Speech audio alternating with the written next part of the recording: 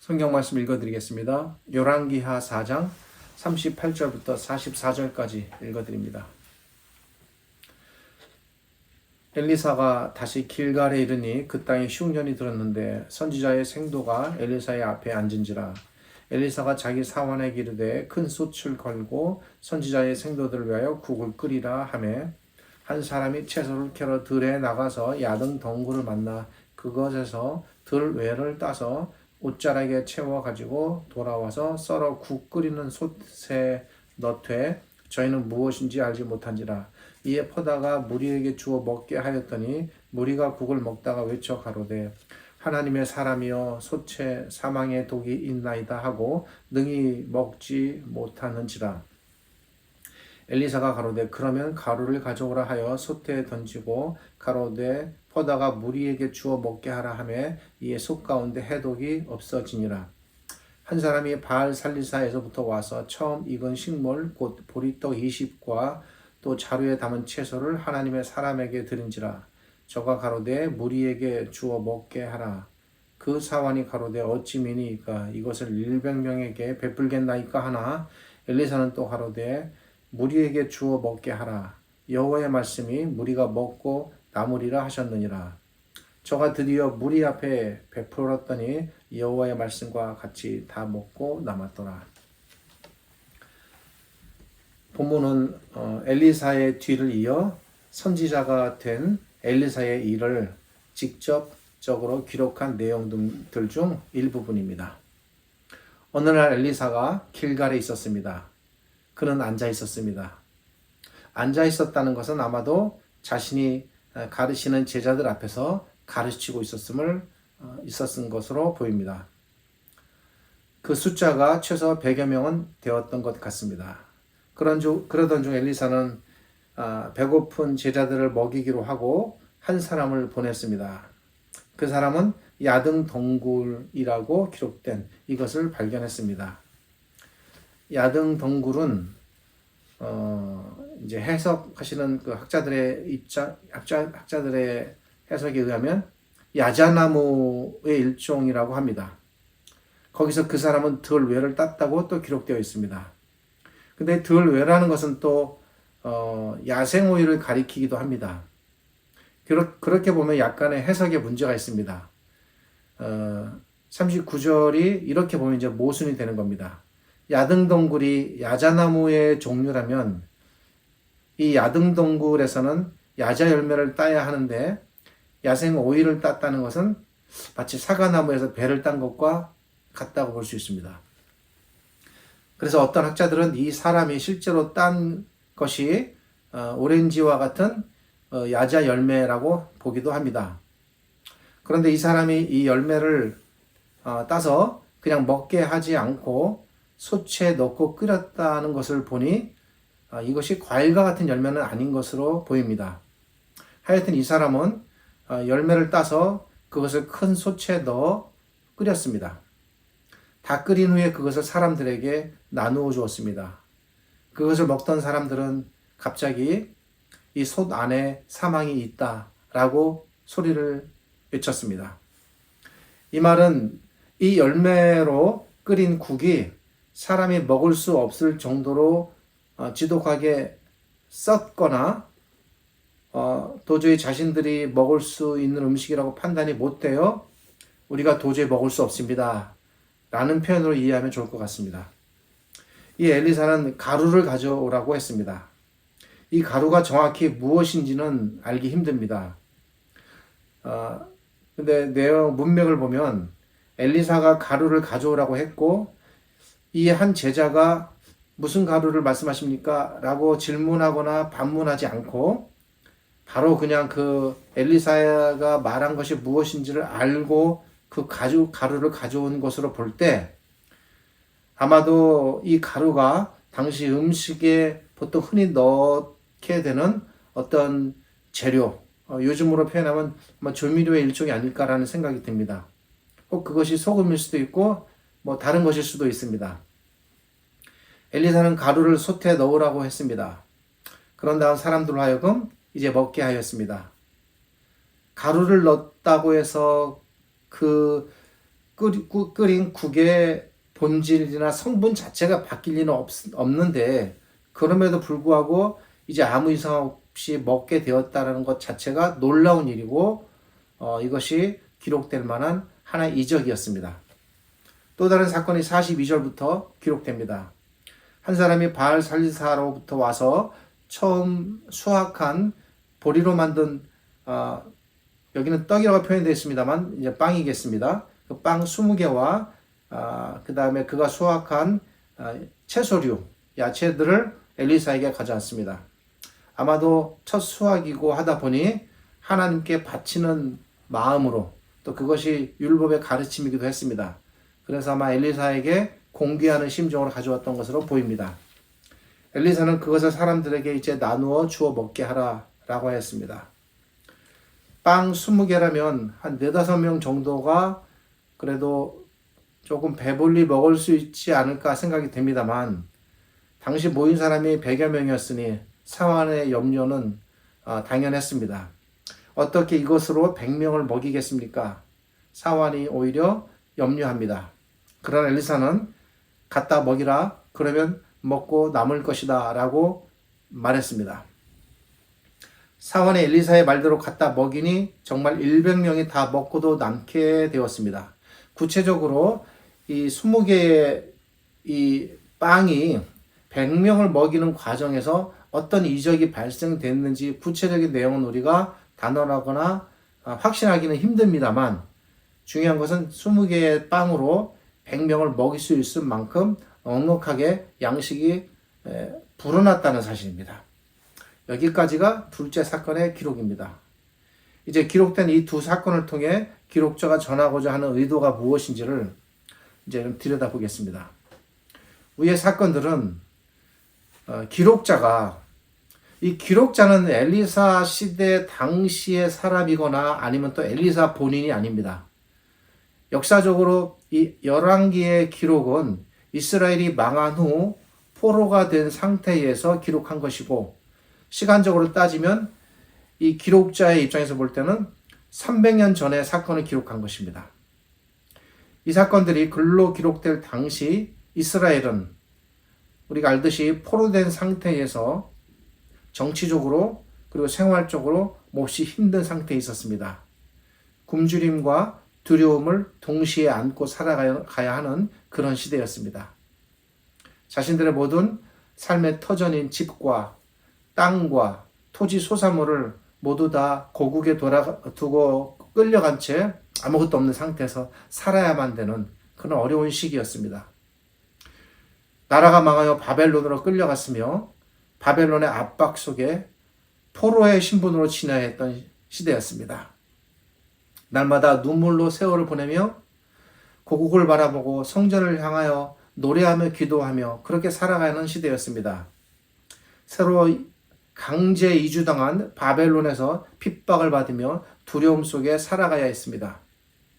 자, 이런 독자들을 위해 기록자는 300년 전에 하나님께서 자기 백성을 한 선지자를 보내 이렇게 돌보신 사건을 기록하는 것입니다. 왜 그랬을까요? 하나님께서는 그 옛날 300년 전에 자기 백성을 이렇게 친히 돌보셨다는 사실을 기록함으로써 지금 현재 자기 앞에 있는 이 포로의 이스라엘 독자들에게 소망을 주고 위로하는 것입니다. 하나님께서는 온 세상을 다 다스리시지만 그럼에도 불구하고 하나님의 백성들의 이 사소한 삶조차 지나치지 않으시고 세밀하게 돌보신다는 사실을 알려주는 것입니다. 오늘 본문 앞에 기록된 본문에는 속해 있지 않습니다만 그 앞에도 하나님께서 이름 없는, 그저 아무도 알아주지 않고 그 이름조차도 알 수 없는 한 여인의 그 삶을 돌보신 사건을 하게 하기도 하셨습니다. 오늘 본문은 이 일과 더불어 하나님의 자상함이 어떤 것인가를 극명하게 보여주는 사건이 되겠습니다. 구약시대의 선지자를 통해서 이렇게 자기 자녀들을 돌보신 하나님께서는 신약시대에도 여전히 자기 백성을 돌보십니다. 자, 오늘 본문 사건을 통해서 왜 신약시대에도 이런 원리가 가능한지를 생각해 보겠습니다. 신약시대에 하나님께서는 구약시대에는 선지자를 보내셨듯 선지자와 같은 그러나 그 이상의 일들을 하시기 위하여 메시아를 보내신 분이 있습니다. 우리의 주님이신 예수님이십니다. 어느 날 수많은 사람들이 예수님을 쫓다가 배가 고픈 지경에 이르렀습니다. 만약 이들이 이 상태로 그냥 집으로 가게 되면 가다가 길에서 쓰러지거나 아니면 몹시 고통스럽고 힘든 상태로 길을 갈 수밖에 없었을 것입니다. 예수님은 한 어린아이의 떡, 이거 역시 빵이라고 보겠습니다. 빵 5개와 물고기 2마리로 수많은 사람들을 먹이셨습니다. 예수님께서 이렇게 하신 이유가 무엇입니까? 그것은 예수님께서도 말씀하셨듯이 사람들이 배가 고파서 가다가 쓰러질 것을 염려하셨기 때문입니다. 이것은 우리의 중요한 어떤 한 사실을 시사합니다. 예수님께서 능력을 베풀어 수많은 사람들을 먹이신 것은 예수님 자신의 능력을 보이시기 위함이 아니었습니다. 사람들은 이적 자체를 보기 원하여 때로 예수님께 이적을 구하였지만 이적을 보이시기 위하여 이 일을 행하신 것은 아닙니다. 이것은 순전히 자기 백성들, 자기에게 속한 자들에게 향한 예수님의 지극하신 사랑의 그 면모 때문이었습니다. 사람들이 예수님의 말씀을 듣느라 제대로 음식을 준비해오지 못했고 그리고 굶었고 그런 상태로 길을 가다가 혹시 굶주려 쓰러질지도 모른다라는 사실을 지극히 인간 그 자체로 염려하셨기 때문입니다.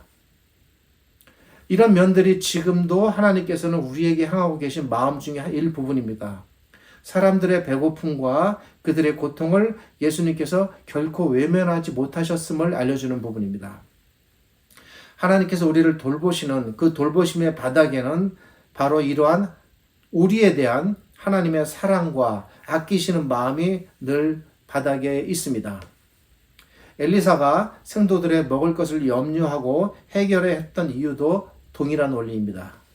엘리사는 자신을 따르는 생도들이 먹을 것을 제대로 먹지 못하고 굶주리는 상황을 차마 지켜볼 수 없었던 것입니다. 자신의 제자들에 대한 스승의 이 자비로운 마음이 곧 아버지 하나님의 마음이라는 사실을 본문이 우리에게 알려주는 겁니다. 또한 이 아버지 하나님의 마음이, 아버지의 마음이 바로 수천 명을 먹이신 우리 주님의 마음과 동일한 마음입니다. 시간적으로 엘리사가 자신의 100여 명의 생도들을 먹인 이 사건과 예수님께서 5천여 무리를 먹인 이 두 사건 사이에는 중요한 유비관계가 놓여 있습니다. 그것은 엘리사가 100여 명의 자신의 제자들을 먹이신 사건은 장차 오실 예수님께서 자기 백성을 먹이실 분이라는 사실을 이미 구약을 통해 보여주는 모형적 사건이 된다는 것입니다. 구약시대의 하나님께서는 자신의 선지자인 엘리사를 통해 자기 백성을 먹였습니다. 이 사건을 통해 하나님께서는 구약시대에 자신의 선지자를 보내서 자기 백성을 먹이신 것처럼 장차에는 하나님께서 자기 아들이신 예수님을 메시아로 보내셔서 동일한 원리로 자기 백성을 친히 먹이실 것이다 라는 사실을 이미 구약을 통해서 보여주는 것입니다.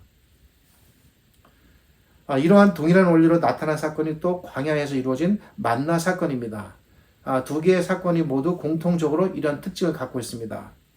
그러기에 예수님께서 한 줌도 안 되는 양식으로 친히 5천 명 이상의 무리를 먹인 이 오병이어의 사건은 하나님께서 장차 오실 메시아께서 자기 백성을 친히 먹이실 것을 구약시대에 선지자를 통해 알려주신 것처럼 예수님께서 그 구약의 모형대로 친히 5천 명을 먹이심으로써 예수님께서 구약시대에 예고된 자기 백성을 먹이시는 바로 그 메시아라는 사실을 증거하는 것입니다. 여기서 먹인다라는 것은 1차적으로 말 그대로 먹임을 포함하고 있다고 볼 수 있습니다. 다시 요약하면 하나님께서는 구약시대에 엘리사라는 선지자를 통해 장차 오실 메시아와 그리고 그 메시아께서 하실 일을 미리 보여주셨고 예수 그리스도께서는 구약시대의 엘리사처럼 이 땅에 오셔서 친히 자기 백성을 먹이심으로써 예수님이 곧 하나님의 백성을 먹이는 메시아로 오신 분이다라는 사실을 알려주는 겁니다. 이것이 제가 말씀드리는 유비관계라는 겁니다. 그런데 여기서 우리가 중요하게 생각해야 할 부분이 조금 더 있습니다.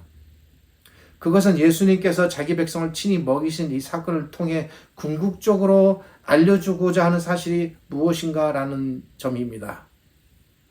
이 부분은 이 광야의 사건에서는 잘 드러나지 않지만 만나와 연관해서 말씀하시는 예수님의 말씀 가운데 은연중에 이 부분은 간접적으로 드러납니다. 그 부분을 여기에 우리가 접목해서 해석해 볼 수 있는 겁니다. 예수님께서 5개의 빵과 2마리의 물고기로 친히 5,000명 이상의 사람들을 먹이신 사건은 예수님께서 만나 사건을 통해서 알려주신 것처럼 사람들의 배고픔만을 해결해 주시는 분이다라는 그 이상의 의미를 담고 있는 겁니다. 자, 우리가 구약시대의 엘리사의 경우를 한번 생각해 봅시다. 엘리사는 적은 양식으로 100여 명의 자기 제자들을 먹였습니다. 이 사건이 당시 엘리사의 제자들에게 주는 의미는 무엇이었겠습니까?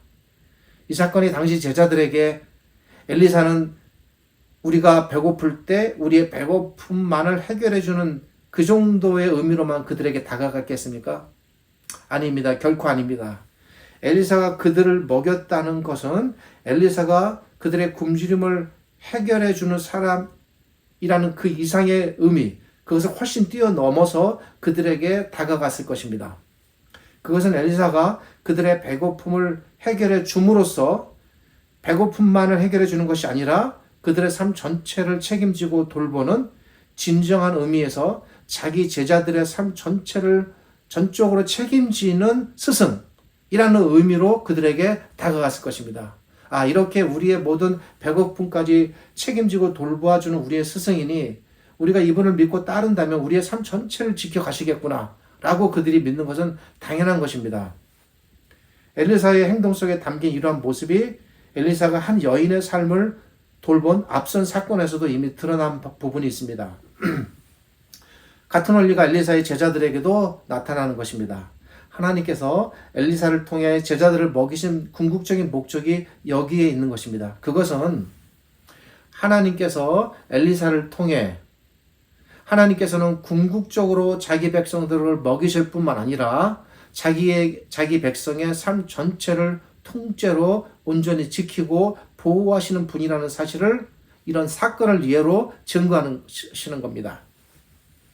예수님께서 2000년 전에 오셔서 그 옛날 구약시대에 엘리사가 그리한 것처럼 들에서 자신에게 나오는 모든 무리를 친히 먹이신 사건 속에도 동일한 원리의 가르침이 들어 있습니다. 예수님께서는 구약시대의 엘리사를 통해 하나님께서 그리하신 것처럼 진정으로 자기에게 나아오는 자기 백성을 총체적이고도 포괄적으로 그들의 삶 전체를 돌보시는 참된 메시아라는 이 사실을, 이 가르침을 자기 백성을 먹이신 일을 통해서 증거하는 겁니다. 그 옛날 엘리사가 그리한 것처럼 예수님께서는 자기 백성을 먹이심으로 말미암아 자기 백성을 먹이실 뿐만 아니라 자기 백성의 삶 전체를 내가 책임지겠다, 내가 너희를 구원할 것이다 라는 메시아라는 것을 증거하는 겁니다. 바로 이 부분이 구약시대에 엘리사가 자기의 제자들을 먹이신 것과 그리고 예수님께서 5천여 무리를 먹이신 이 2개의 사건이 우리와 연관이 되는 접촉 부분입니다. 예수님이 어떤 분입니까? 그분은 이 땅에 자기 백성을 구원하기 위해 오신 분. 그래서 우리가 메시아라고 호칭합니다. 근데 이 예수님의 이 메시아 되심은 본질적으로 그냥 구원 자체만을 말씀하시는 것이 아니라 이 메시아의 본질이 하나님이십니다. 하나님. 그러니까 예수님께서는 하나님으로서 이 땅에 우리를 구원하기 위해 오신 메시아이십니다. 그러니까 눈에 보이는 것은 메시아지만 보이지 아니하는 본질은 하나님이라는 겁니다. 예수님의 사역 간간히 그분의 본질이 하나님이심을 여러 사건들을 통해서 보여주는 경우들이 있습니다. 이렇게 하나님이신 메시아께서 이 땅에 오신 겁니다. 그러기에 예수님께서는 메시아로서 2000년 전이나 지금이나 동일하게 메시아이시고 하나님이시기 때문에 이 부분이 중요합니다.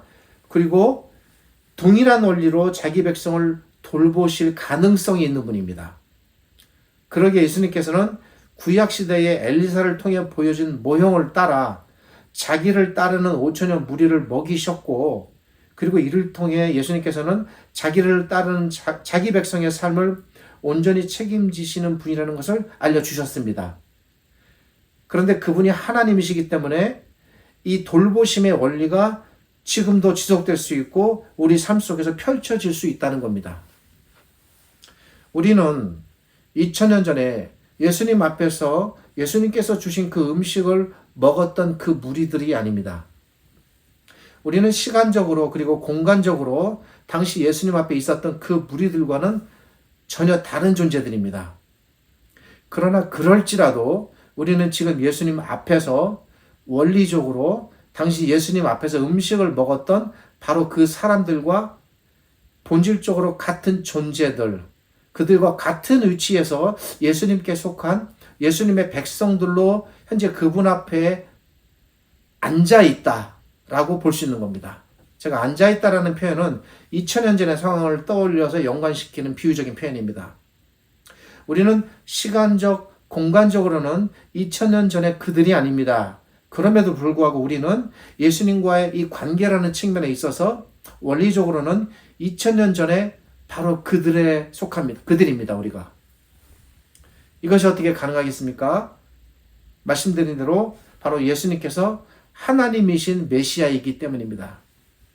예수님께서는 하나님이신 메시아이기 때문에 2000년 전에 자기에게로 나온 백성들을 먹이셨던 것처럼 지금도 우리를 먹이고 계십니다. 실제로 우리에게 양식을 주셔서 우리를 먹이시는 것도 포함된다고 볼 수 있습니다. 뿐만 아니라 2000년 전에 자기에게 나온 사람들의 삶을 모두 책임지신 것처럼 우리의 삶도 책임져 나가십니다.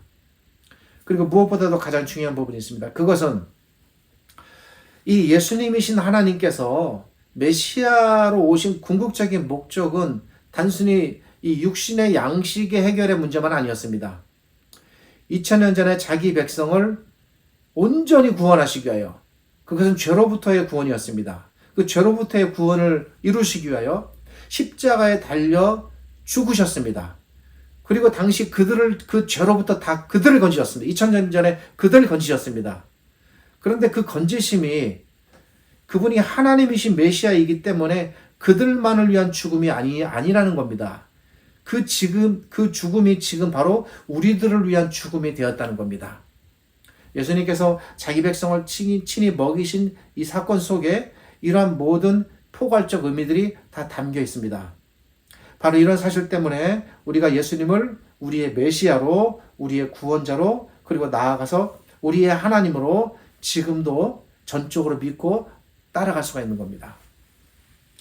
바로 이런 사실 때문에 우리는 예수님께서 지금도 우리에게 날마다 일용할 양식을 실제로 주시는 분으로 믿고, 그리고 감사하는 마음으로, 즉 예수님께서 그 옛날 5천여 무리에게 양식을 주신 것과 같이 지금도 우리에게 양식을 주시는 분으로 알고 날마다 주시는 양식에 대하여 감사하며 먹는 겁니다.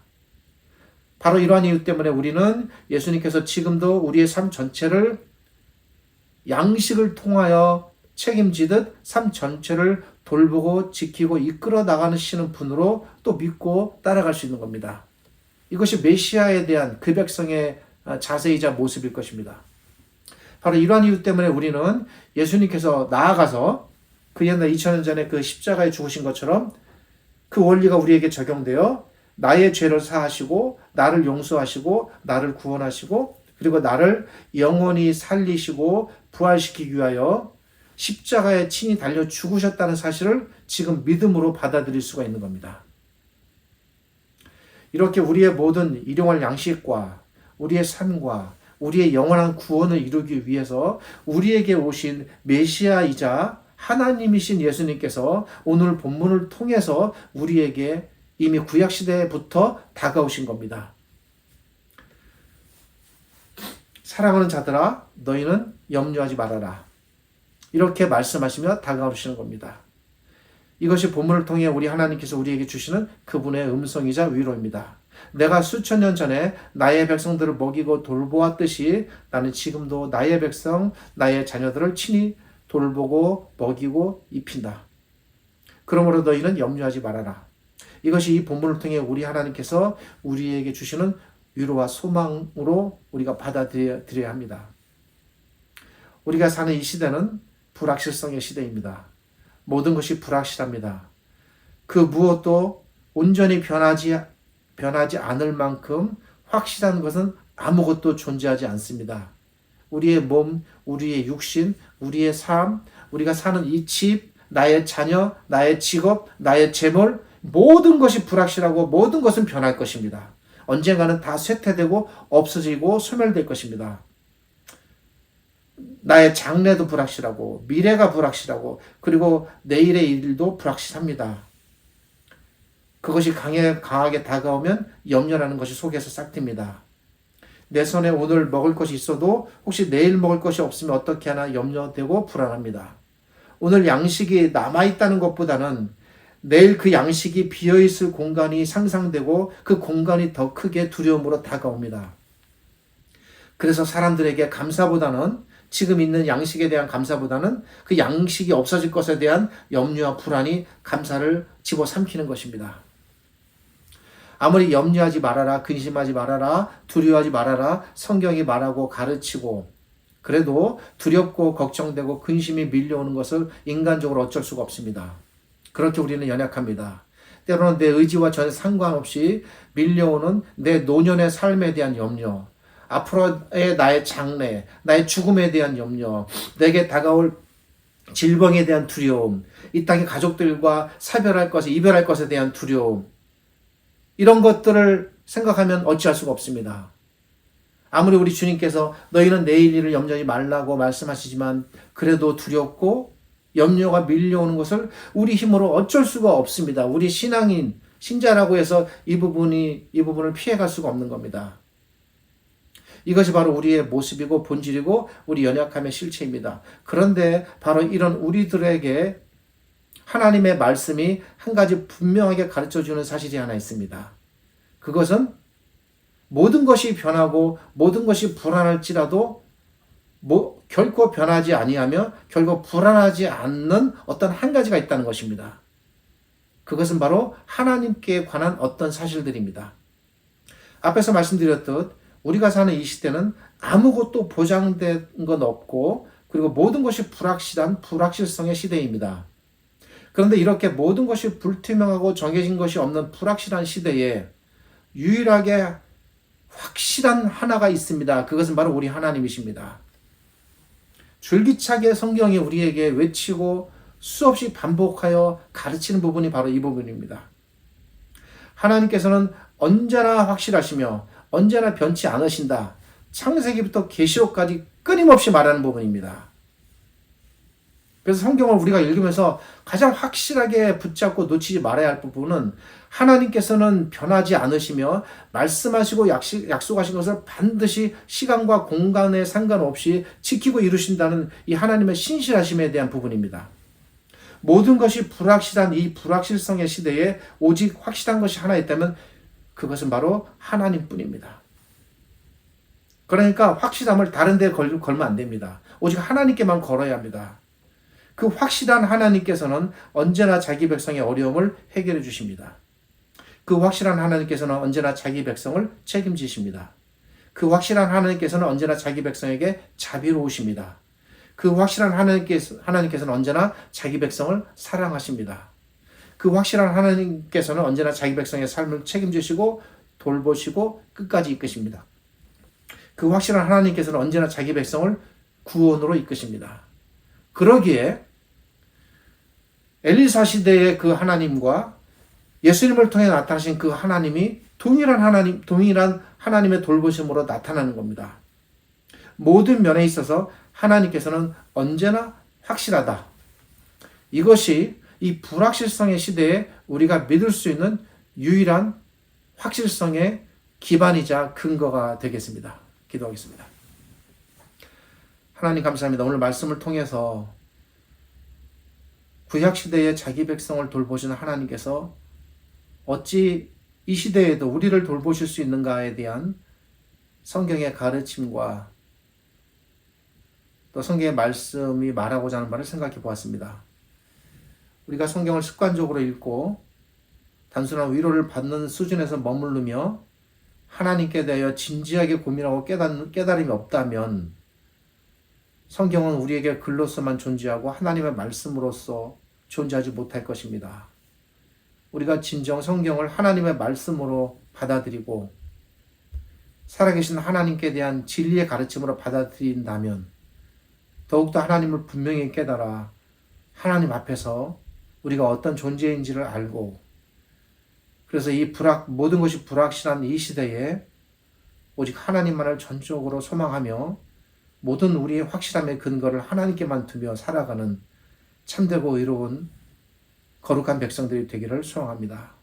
지금은 우리 주님 예수 그리스도의 은혜와 우리를 지극히 사랑하시는 아버지 하나님의 크신 사랑과 오늘 이 말씀으로 우리에게 다가오시고 찾아오셔서 우리를 다독이시고 우리의 손을 잡아 일으키시며 위로하시고 우리의 눈물을 닦아주시는 성령 하나님의 함께하심이 오늘 이 하나님의 말씀으로 소망을 갖고 위로받기 원하는 모든 하나님의 백성들, 자녀들 위해 영원토록 함께하시기를 우리 주님 예수 그리스도의 이름으로 축복하며 기도드립니다. 아멘.